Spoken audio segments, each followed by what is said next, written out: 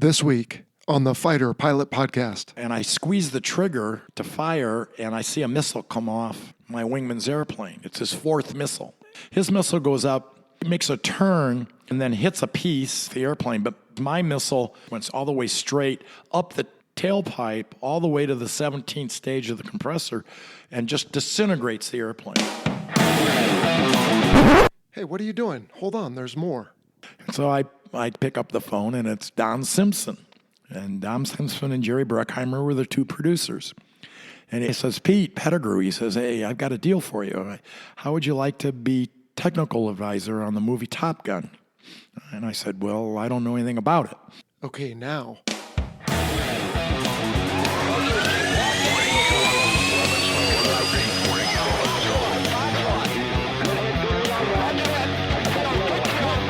Welcome to the Fighter Pilot Podcast, the internet radio show that explores the fascinating world of air combat, the aircraft, the weapon systems, and, most importantly, the people.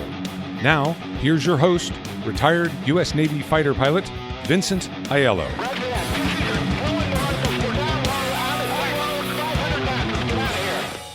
Well, hello, everybody, and welcome to the Fighter Pilot Podcast. Today, we are jumping straight to the interview because we have yet another distinguished visitor joining us here on the show.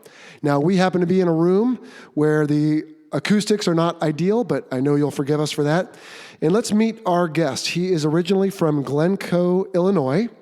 He attended Stanford University and was commissioned through the ROTC from that school in 1964. He attended Navy pilot training and was winged in 1966 and was initially assigned the F-4 Phantom. He performed 3 10-month combat deployments in Vietnam. He was an instructor at VF-121 and also an instructor LSO. And while in that capacity, he was invited to participate in a brand new school at NAS Miramar called Top Gun, where he was the first replacement pilot. He eventually went on to numerous other commands and was in command of VF-302, a reserve F-4 squadron.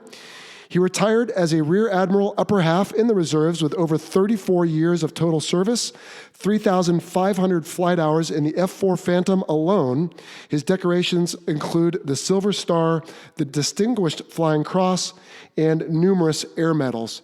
Ladies and gentlemen, please welcome to the Fighter Pilot Podcast, Rear Admiral Pete Pettigrew, callsign Viper. Viper, welcome to the show, sir. You're welcome. Glad to be here. Excellent. Well, we have an exciting discussion lined up for our listeners today.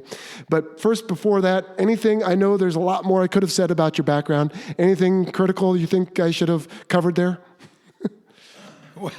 Well, I swam at Stanford, and I played water polo, and we were national champions my senior year at No kidding. at Stanford University. We were the best water polo team in the world. You know, I played water polo in high school, but I wasn't near good enough for college, so I have even more appreciation for you now. And certainly, I bet, like me, you had no trouble with the water survival part of your training. No, I did okay. Okay, outstanding. Well, there's 2 major parts of your life that I would like to dissect on the show today, and that is your experience in Vietnam, specifically on May 6, 1972, as we'll get to in a moment, and then almost, 20 years after that, a little involvement you had with Tinseltown up the street here from us in San Diego. But before we get to that, can you just tell us what inspired you to join the military in the first place, specifically the Navy, coming from Illinois? Well, my sister had a boyfriend named Kenny McGilvery who went to Villanova on an ROTC scholarship. And I thought to myself, wow, sounds like a pretty good deal, you get to go to school for free. So I, my senior year, signed up for ROTC, much as you probably did, took the test, and they called me back, and I went through all the procedures, and then I got a letter from Stanford University saying, hey, you're accepted at Stanford University, and by the way, you're accepted under the ROTC program, which meant I got to go to Stanford University for free. Pretty good deal. For sure. Excellent. Well, it sounds like you excelled while you were there. What did you study? I was a biology major, but you have to understand, I minored in animal behavior, and that's why I became a fighter pilot. You understood your squadron mates pretty well. I knew my place in life. Outstanding. Okay.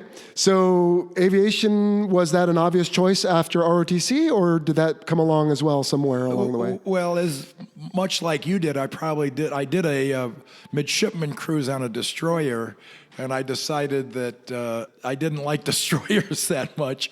And my other choice was aviation or submarines, and I didn't think I was going to enjoy submarines, so I went into aviation. Okay, so you took it as almost not an afterthought, but it wasn't the burning urge you had from a young man of 5 years old to be a fighter pilot someday, but that's good. Okay, and then you went to F-4s, and you immediately deployed in 1967 aboard the Coral Sea, is that correct? That's correct. Wow, and that was a treacherous time to be deployed over Vietnam. Well, it's like you say, you either get there at the right time or the wrong time, depending on how you feel about the whole thing. For me, personally, we got there in I think my first combat mission was in June of '67. And I think I had one combat mission down south in South Vietnam, and the next one was way up north. And you found out the meaning of being shot at. So yeah, it got to be very, very quickly, very, very difficult. What I mean by difficult is each of the missions, you're sort of wondering whether it was going to work out very well or not. Well, I would think that was more poignant based on the fact that you had probably squadron mates and friends on the ship that it did not work out for. Well, I lost a third of my first squadron. Wow.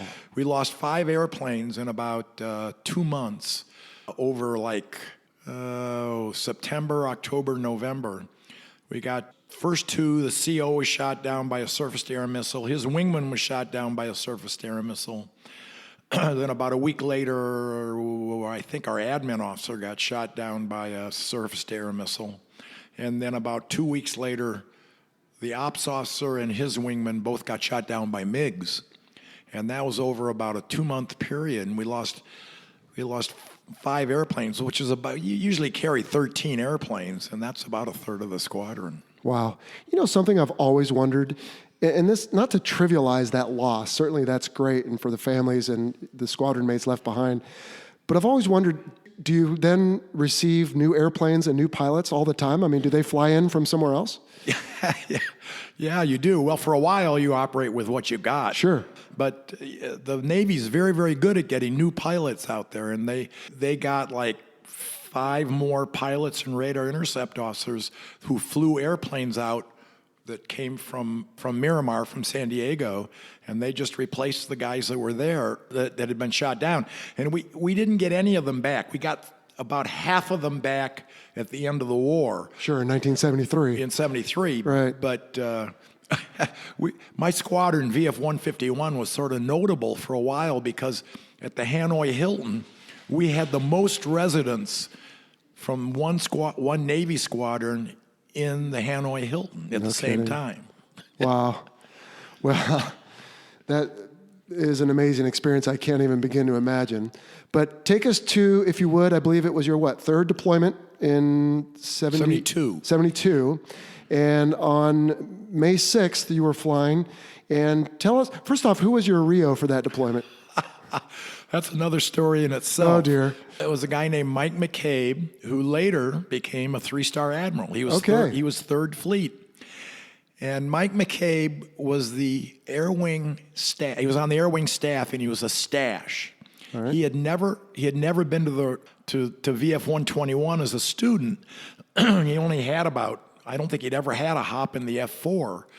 He'd been to school, so he had his wings, but he'd never been in the F-4.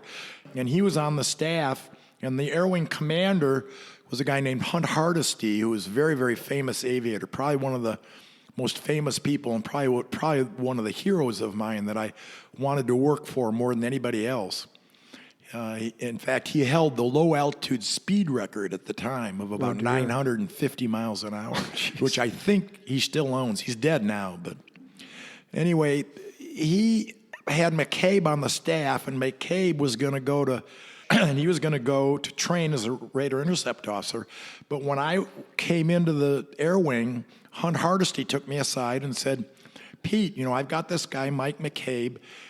And I want to keep him on the staff for the cruise because his father was killed in an F-9 accident at Alameda just after the Korean War. He's a good guy. He's never been through training, but I'd like him to fly with you because you just were instructing in the RAG and you instructed at Top Gun. So he said, you probably know about as much about training a guy as me sending him to the replacement air group squadron. So will you fly with him? I said, sure, I'll fly with him. So we deployed early. I thought I was going to get like 3 or 4 weeks of flying to train him, but about a week after I got as the Air Wing LSO, the Kitty Hawk deployed a month early, actually 6 weeks early. So we deployed. I didn't get to fly with him because we went straight over there. I think I got one hop with him before I flew with him in combat. His second hop in the F-4 was a combat mission up north over North Vietnam because we had just started bombing the north again. Wow. And then, and within, and he was an ensign then. And within about 2 months, he had a Silver Star, a Distinguished Flying Cross. That's what we call trial by fire.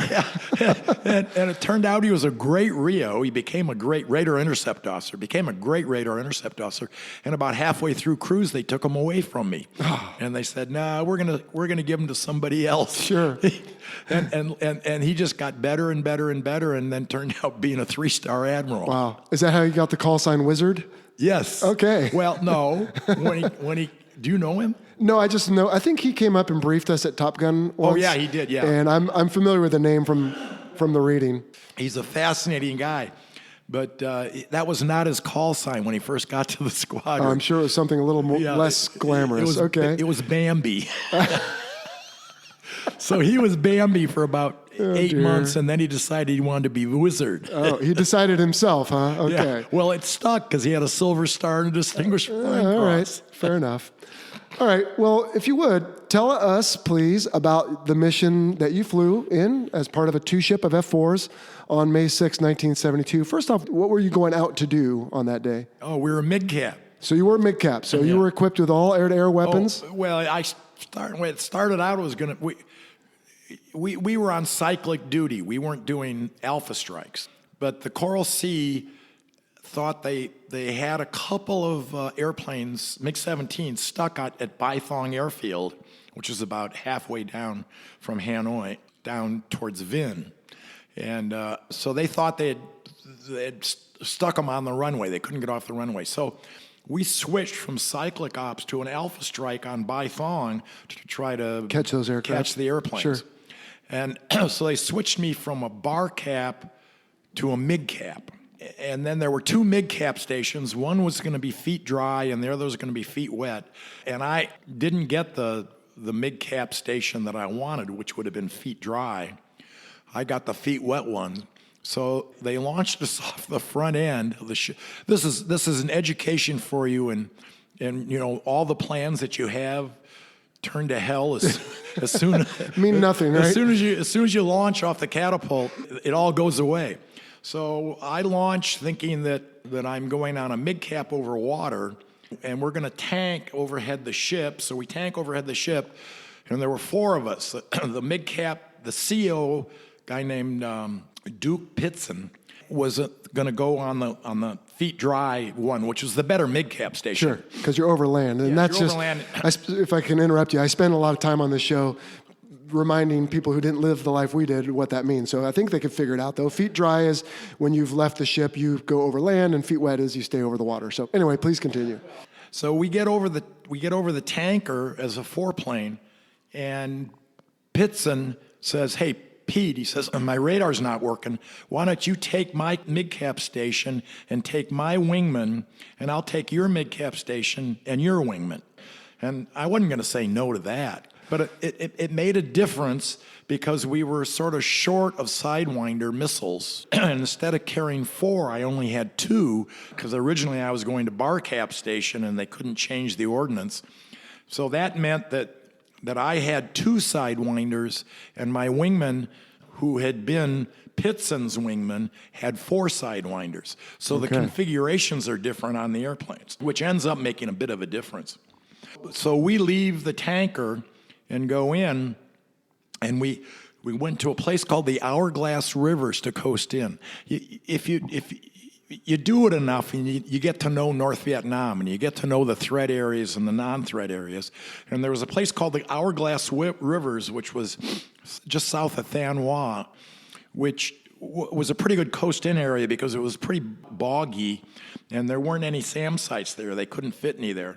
So I always looked for places where I knew SAM sites weren't right there, and I could find corridors I could get into that would work to get inland. And I was looking for a Mccabe station that would have been about halfway between Bai Thong and Kep, which was where any MiGs would come from, and then we'd orbit there, and then that's where we could engage if we had to. Do you want to know more? Absolutely. But first off, why was there a shortage of missiles? Was the ship just using them up too quickly? Yeah, they were using them up. There always seemed to be a little bit of a shortage of missiles. And in fact, in 67 we were short of missiles, and in 72 we were short of missiles. No kidding. Okay. So you are now feet dry on a Mccabe with a wingman you hadn't briefed with, but you all know the procedures well enough that you could pick up a wingman of opportunity, essentially. Yeah. You've got different configuration, at least for missiles. I assume you had, probably one centerline fuel tank? Yeah. And all the... Did you have any Sparrow? 2 Sparrows. Okay. And so now you're overland, and please tell us what happens next. Well, you as an ex-instructor at Top Gun know that things turn to worms pretty quick. Oh, sure. And so we're going inland, and we get a vector from about 80 miles. It says, okay, we have bandits for you. I think the call was 330 at 80 or something like that. And this is your controlling AIC or air Yeah, it was intercept? the USS Chicago, which was they're providing which is a control. cruiser. Okay. And they gave very, very, very good control, which we didn't normally have. We are not noted, the U.S. Navy, I think, was not noted at that time for having great control, but they were giving us good control. So they give us 80 miles. We go in, and we're going fast, probably 500, 550, something like that. We're in afterburner all the way in because, as you probably all know, F-4s smoke when they're in basic engine, so you got to go into first stage burner to get rid of the smoke. So we got into first stage burner, and we were, I think, 15,000 feet, maybe a little less than that, heading in. And then we got 60 miles, 40 miles, 30 miles. And we're in what's called combat spread, which is about 3/4 of a mile abeam each other. And we're loaded for bear. We're ready to do it. And so all of a sudden, the control got even better. And he says, okay, there are 30 miles, 20 miles, look low, 2 blue bandits. And I said, do we have a cleared to fire? A blue bandit was a MiG-21. Right. And he said, 2 blue bandits. And if they were called blue bandits, that was supposed to be a cleared to fire in the code. That meant we were cleared to fire. But I said, are we cleared to fire? And he said, yes, you're cleared to fire. So we got to 10 and 8. And at about 8 miles, looking down, and it was pretty late in the afternoon, so it was into the sun, but it was pretty clear with a little bit of haze below. But man, at 8 miles, all 4 of us, 2 people in each airplane, saw 4 MiG-21s. It wasn't 2. That's amazing. The 2 that we thought were going to be there ended up being 4. And I thought to myself, oh, that's good news. And it's good news because I just thought, I think the dance floor is full. I think everybody that's going to be here is here. And that's what I wanted. If it had just been 2 of them, I would have said, well, where's the other 2? But it was 4. So I said, I think the dance card is full now, and we're all here. All right.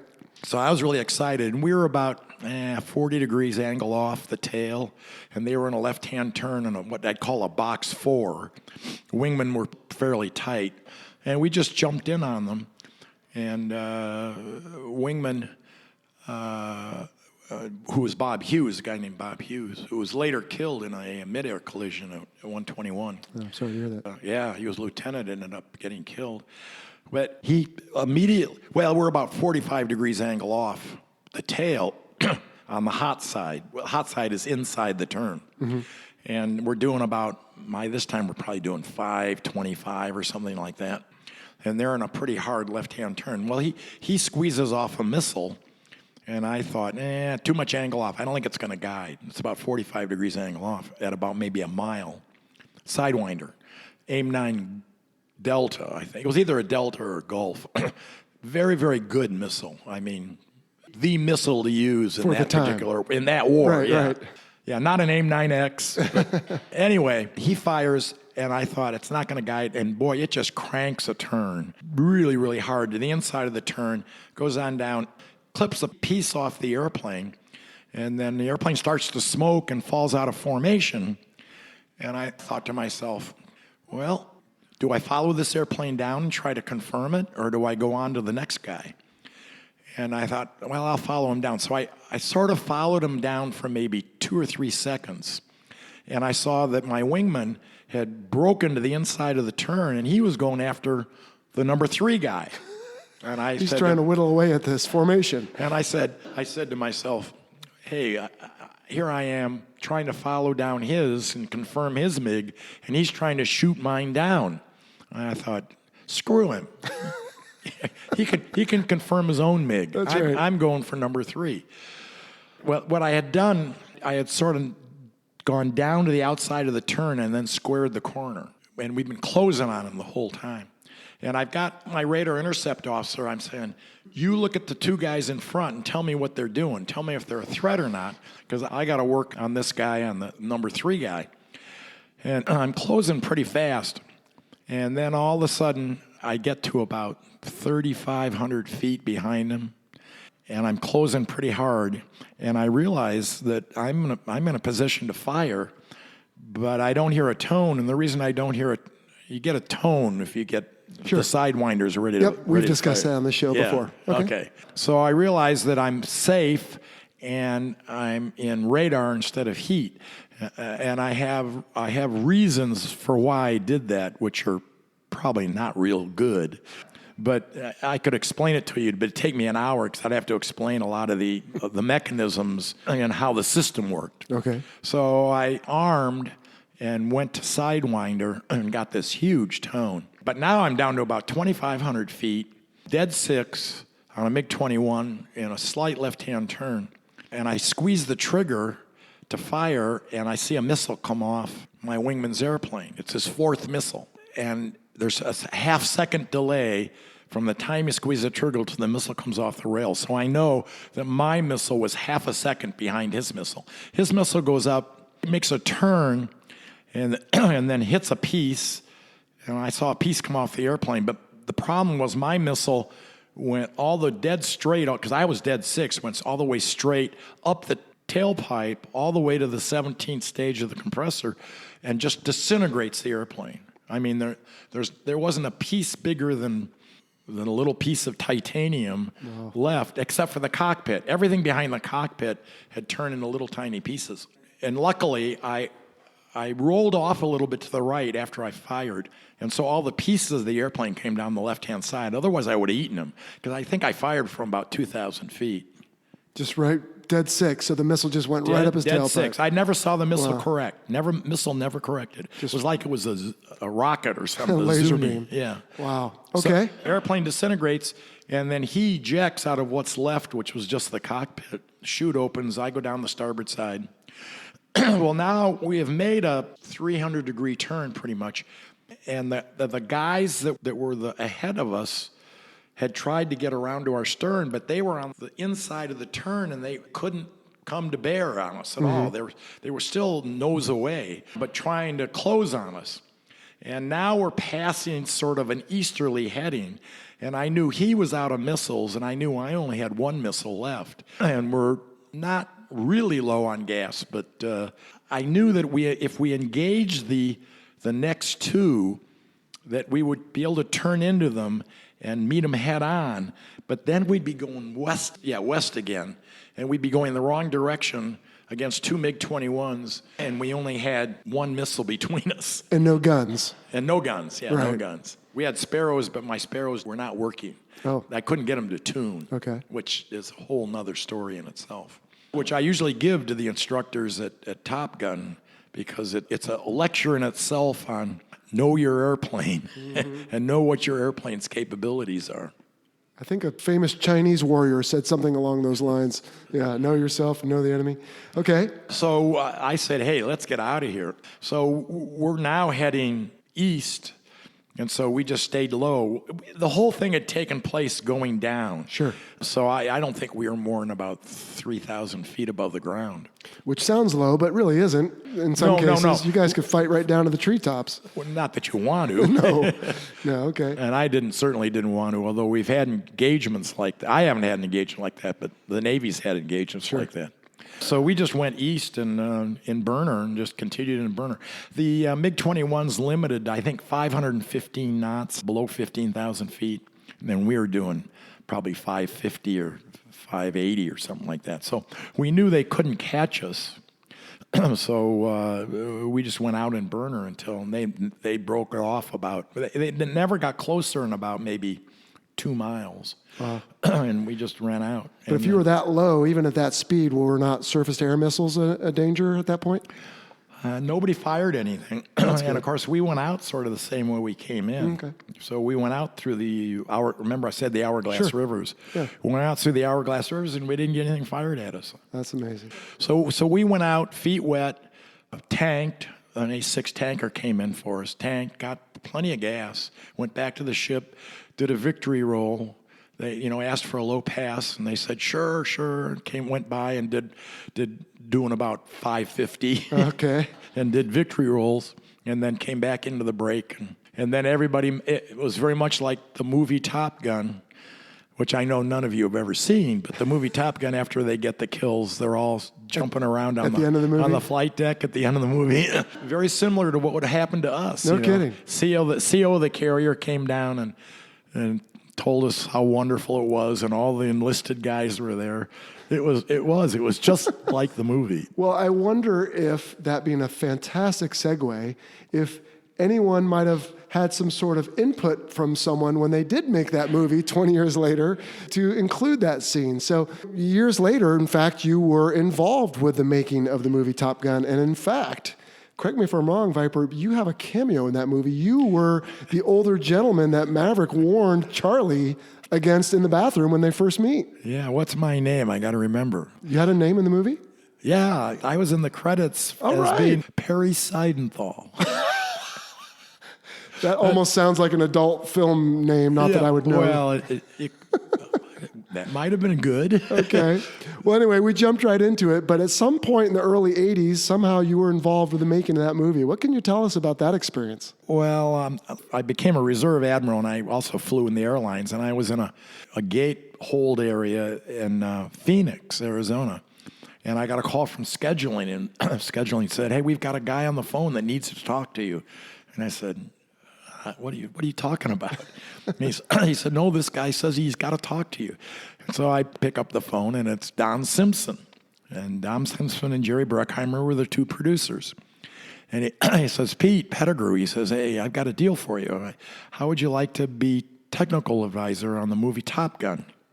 And I said, well, I don't know anything about it. And he said, well, you've been recommended to be the technical advisor for a movie we're going to do. And we'd like you to come up to Paramount and meet with us and see if we can get a deal for you to be the technical advisor, because we understand you taught at Top Gun and that you have a lot of experience. And so I went up and talked to them, and then they invited me back. We went out to dinner with Tom Cruise.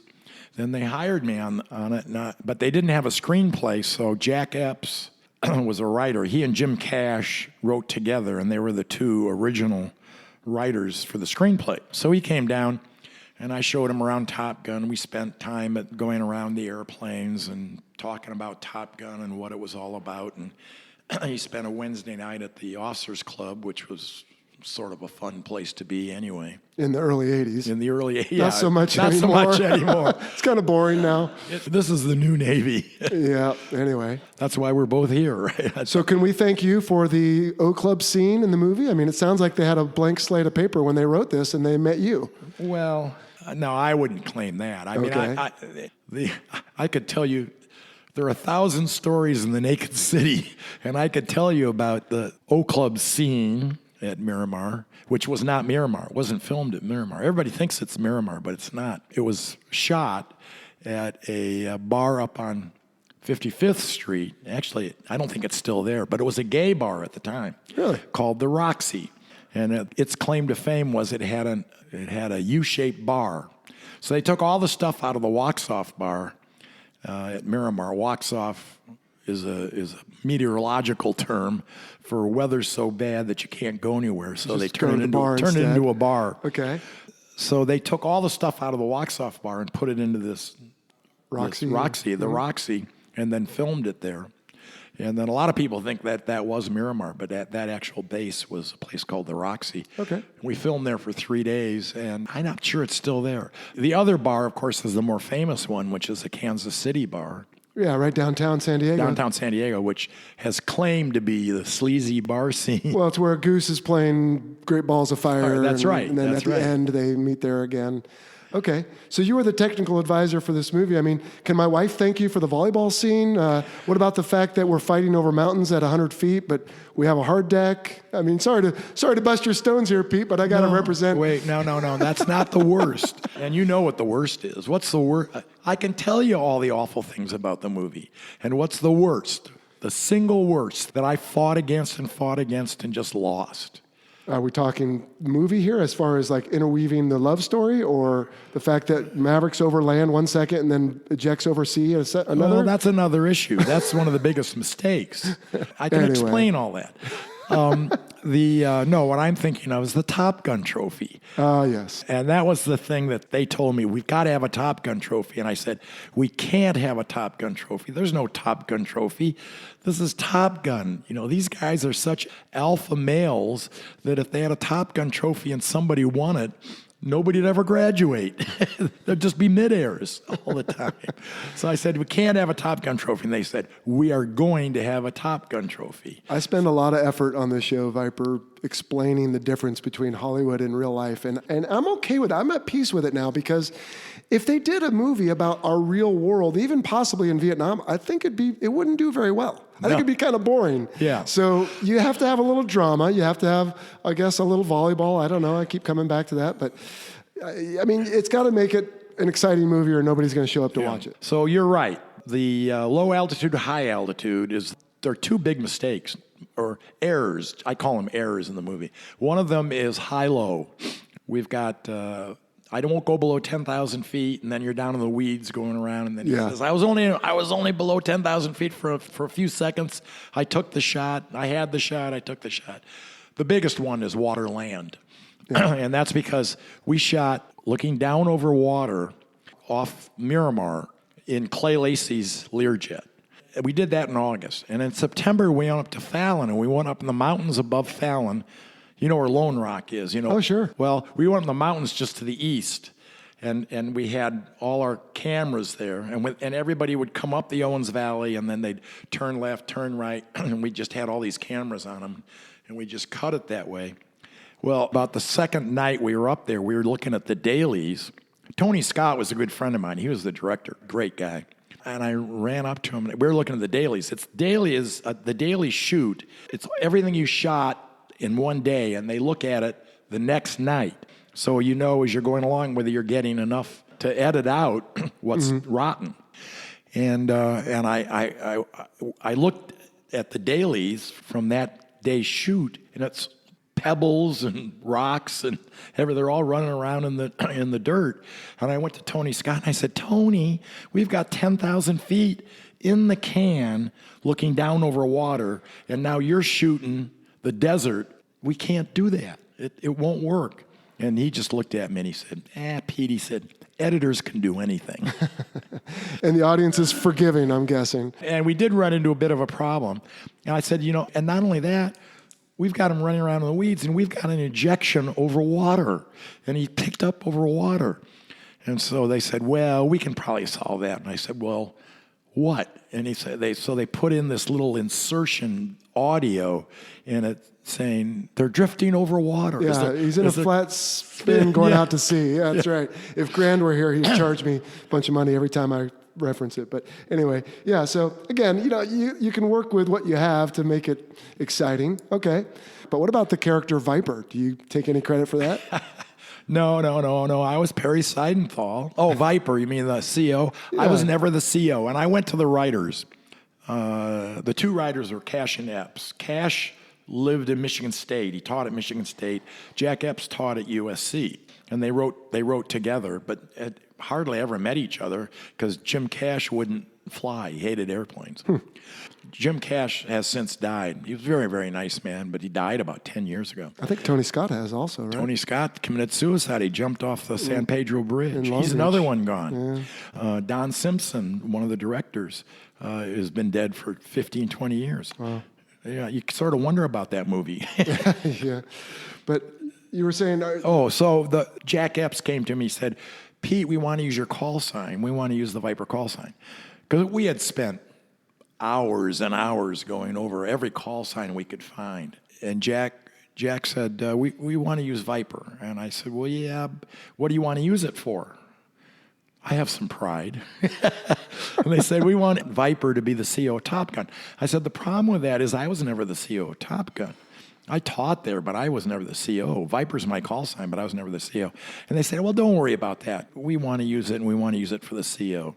And they were being very nice about that. And so they did use it, and it's gone down in history. And so I've been Viper for many, many, many years. And, of course, you got to understand that sometimes call signs change a little bit. And they used to call me Viper. Now they call me Diaper. Well, we're going to get to that in a little bit. That's always our send-off question is how did you get the call sign? But I have to imagine you took some ribbing from your buddies for being the technical advisor to the movie. And lo and behold, Tom Skerritt, the cool guy, skipper of Top Gun, ends up with your call sign. I bet they think instead of you trying not to have that happen, you probably pushed for that, huh? Well, I think are you setting me up? I know my breed of people here, and it's your breed too. No, that's really true. Yeah. That's my story, and I'm sticking to it. Okay, outstanding. Now, do you have a hand in the next movie? I understand they're starting. I have had lunch with one of the technical advisors who has now gone off to be CO of the Ford, a guy named Yank. John Cummings is his name, good guy. Okay. But Chaser, who is the administrative head of Tailhook, is the new guy now. Okay. And I talk to him usually once or twice a month. But I don't have anything to do with it. I just warn him. Well, lots changed since they filmed it last time, so we'll see how they do on this movie. I have high hopes, but I'm also a little bit fearful. As we all are. Yeah, for sure.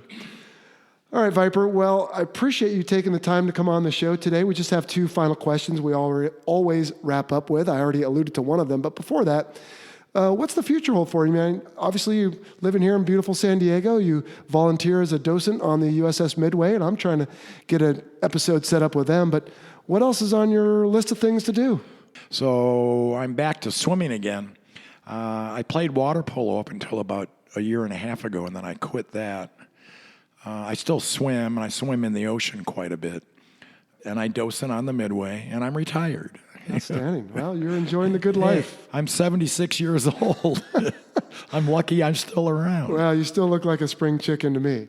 All right, so the part I hope everyone's waiting for is Viper. That is entirely too cool of a call sign to have had as a young man, and you're a 2-star Admiral, so I'm a little suspect here, except that now I know part of the story about the movie, but that sure seems like one you gave yourself on the way out the door.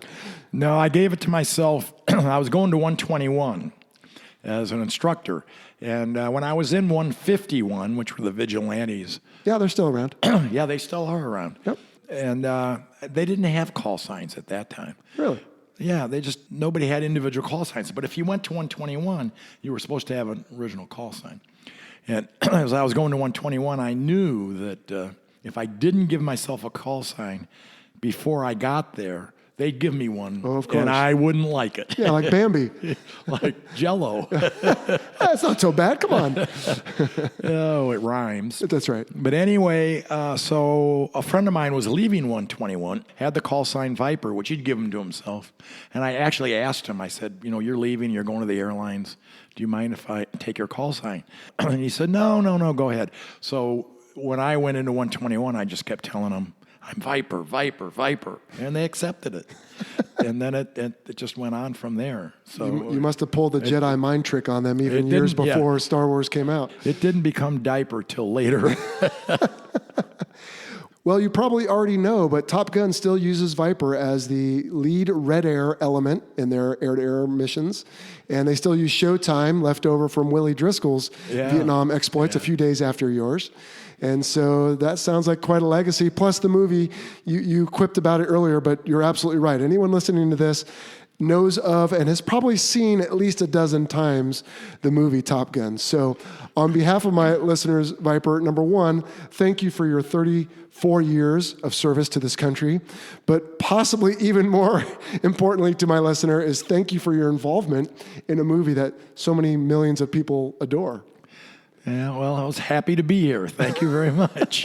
I'm happy to still be around. Well, we're happy to have you around. So just before I let you go, though, one more thing we could talk about for the future is I know you're involved with something happening May of 2019. What's that all about? Yes. For all you ex-Top Gun instructors, we are having the 50th anniversary of the formation of Top Gun. First That's class right. took place in May of 1969. And it's in San Diego, and it's going to be at the Doubletree Hotel in the Mission Valley.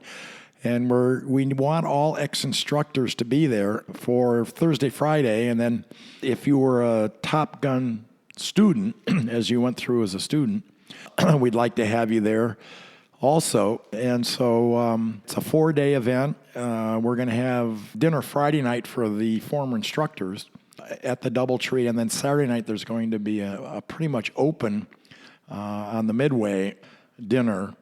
And so if you just were a student, or we call them patch wearers. Sure, a graduate. If you're a graduate, a patch wearer, you're welcome Saturday night for sure, and you'd be welcome to the ready rooms at any time, which would be at the Doubletree. So Awesome. We'd love to have you there. And, of course, if you're a former instructor, we need to see you. Sure. Well, I will do my best, Viper, to attract as many people as I can through the podcast here and my social media.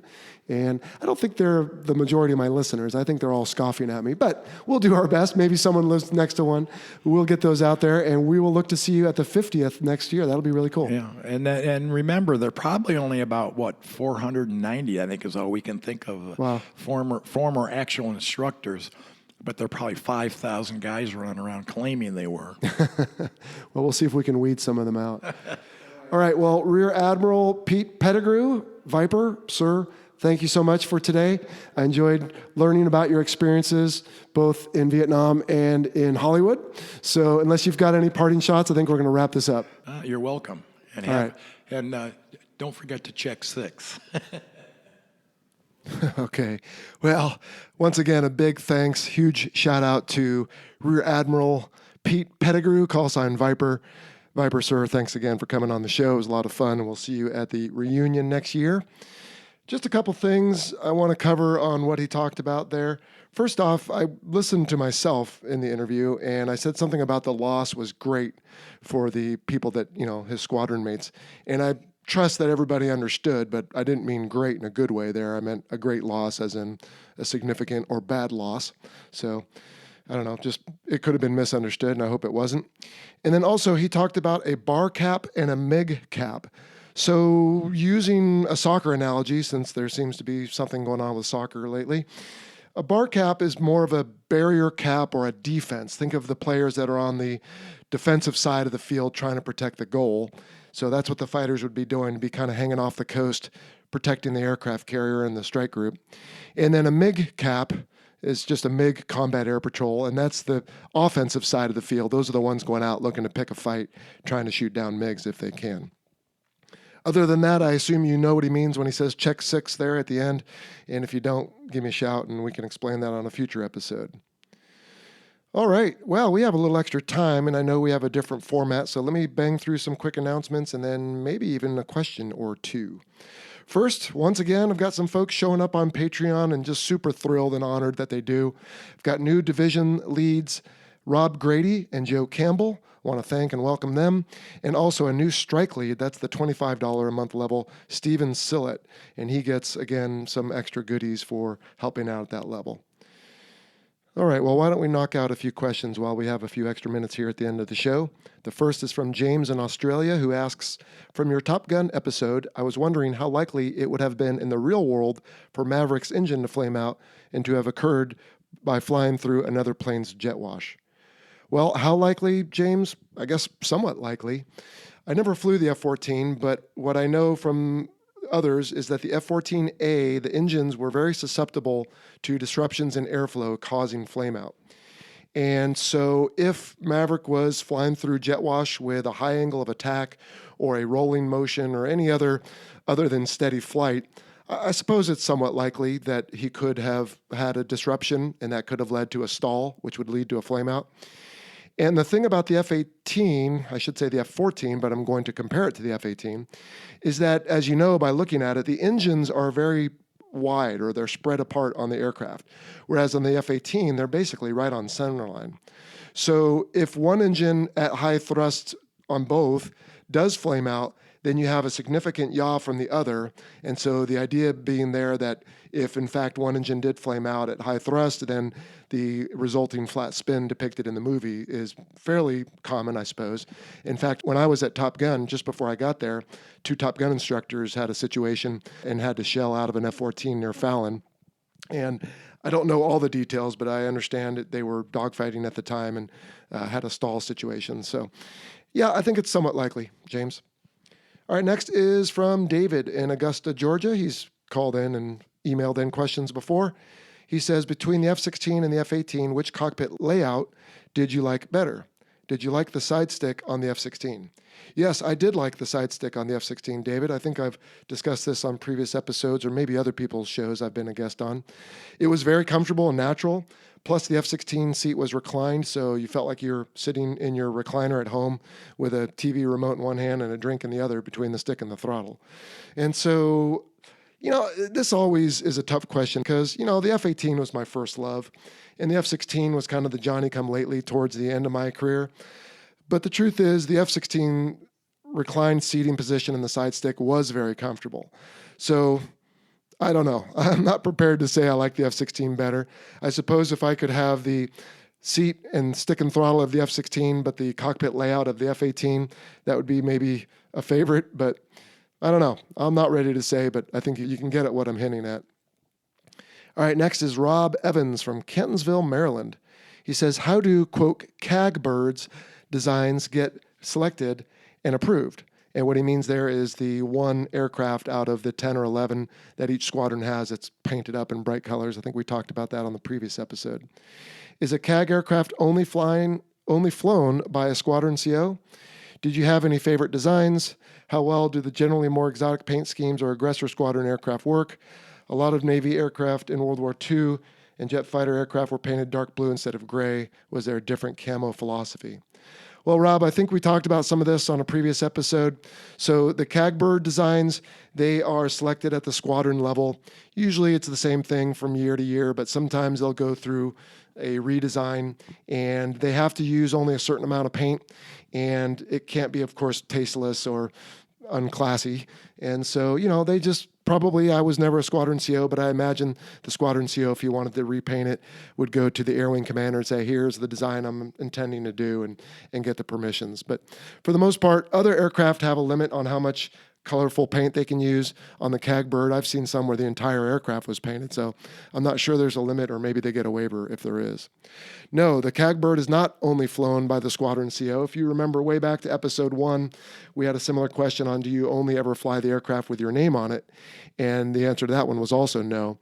The maintenance control, as they work with the operations department to have up aircraft ready to go for that day's flight schedule, they have to balance which aircraft are up, which are down, which are on the flight deck if you're on the carrier, which are in the hangar, and what's loaded with pylons and drop tanks for the proper configuration. And it may be that you fly the CAG bird, it may be that you fly the one with your name on it, or it may just be that you fly 407, and it really, doesn't matter. So it usually doesn't get limited until there is a mass aircraft migration on or off the carrier or on or out of a deployment somewhere or detachment somewhere, in which case when everybody's flying all the airplanes, or at least most of the senior guys are, then they will generally put the squadron CO in his bird. And if the CAG is coming along, well, they'll put him in the CAG bird as well. How well do the generally more exotic paint schemes and aggressor squadron aircraft work? I think we talked about that before. Not that well. I mean, fairly well in the general. And I know I'm vacillating here, but I mean, if you have a white airplane, and that is why, oh, by the way, they paint training aircraft white, well, then, yeah, you're going to be able to see that pretty well with a high visibility orange also. But otherwise, in the visual arena, it might make a difference discerning between two, but otherwise, not much of a difference. All right, let's look at ECATS from Spain. He asks, how was the Approach magazine regarded on the day-to-day squadron life? Was it an important tool to which to learn from, or on the contrary, was it seen as a blame, culprit, don't do this again kind of stuff? You know, that's a really interesting question, ECATS. And for everybody else, the Approach magazine was a safety magazine that showed up every month or so in the squadrons. And it was just summaries and been there, done that's of safety things, not combat, but, oh, you know, I'd forgotten, did this and this happened, or, you know, even sometimes fatalities, they'll have a quick summary of it and you'll have some guy who can comment on that. And so ECATS, I don't remember really anyone saying, oh, look, they're frying so-and-so when he did this. For the most part, it was meant and I think received as a way just to share information on things that people do that are mistakes or see stories or there I was. And no, generally they were not blaming or using it as a, hey, look at so-and-so, he buffooned himself and let's all celebrate that. All right, how are we doing on time? Well, looks like we got time for one more question. Let's go to Andrew Hull, whose question is from Facebook. Is there a defining moment in your career which you look back on with the most pride? Oh boy, Andrew, that is a tough one. You know, there's a lot of things over my 25 years of service that I'm proud of. And equally, there's a lot of things I'm ashamed or embarrassed of that I wish I could go back and tell my, for example, fellow squadron mates, hey, you know what? I was young and immature. I'm sorry when I said that or did this. I'm sorry when I overreacted to that. But I think for the most part, there's plenty of times when I'm proud and certainly had selection boards resulted a different way. I think it would have been the continuing upward advancements. But be that as it may, with my career, I think I would look back and say my Top Gun tour, because it was just a testament to the human spirit. And I don't just mean mine. All the bros there that you might have heard about in episode 7 who go through the arduous tour that they do with just getting through the course and then murder boards and then all the qualifications. And then when you leave, just being at the absolute top of your game as a strike fighter pilot in the Navy, that for me was the pinnacle moment. And specifically probably when I finished my second murder board, because it was as good as it was going to get. And it was 3.5 hours of presentation with no peeking or reading notes or anything else. So that is, I think, a high point in a lot of people's career. They still look back fondly on it, and I certainly do too. But again, you know, doing operations for an entire air wing and working with a ship's operations officer and directing where the ship actually went physically and the operations where we flew, and just being involved in squadrons at different levels, whether it was writing the schedule or working on maintenance, all that was just amazing. I look back at my career fondly. But to your question, yeah, probably the Top Gun tour. All right, well, on that deep note, I think we better wrap this up and get out of here. We always like to say that. I want to remind you that the views expressed in this presentation are the personal views of myself and my retired guest, and do not necessarily represent the position of the Department of Defense or its components. All right, well, about the next time you see a new episode, you might also see a new Fighter Pilot Podcast website. So look for that here around the turn of July, August. And in the meantime, we'll see you on all the social media stuff. And you take it easy, enjoy your summer. See ya. Thank you for listening to the Fighter Pilot Podcast. Got a question for the show? Send an email to questions@fighterpilotpodcast.com. or leave a message on our listener line at 877 Mach 101. That's 877-622-4101. Be sure to check out our website at fighterpilotpodcast.com. You can also find us on all the usual social media platforms: Facebook, Instagram, Twitter, and YouTube. For exclusive Fighter Pilot Podcast content and to help support the show, visit our Patreon page. Please like, follow, and share us with your network. And if you have a moment to leave us a rating or a review on iTunes, we would greatly appreciate it.